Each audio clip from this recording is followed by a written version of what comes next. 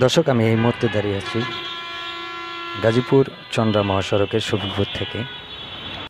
দেখানোর চেষ্টা করছি দেশের সর্বোচ্চ আদালতের নিষেধাজ্ঞা থাকা সত্ত্বেও ব্যাটারি চালিত অটোরিক্সা দাপিয়ে বেড়াচ্ছে গাজীপুর চন্দ্রা মহাসড়কে। এতে করে জনজীবন অতিষ্ঠ হয়ে পড়েছে। দেখতে পাচ্ছেন যে উল্টো পথে কীভাবে চলছে এই অবৈধ ব্যাটারি চালিত অটোরিক্সা। যে কোনো সময় কিন্তু ঘটে যেতে পারে বড় ধরনের দুর্ঘটনা। আমরা দেখেছি উল্টো পথে বা রাইট পথেই চলছে হাজার হাজার অটোরিক্সা।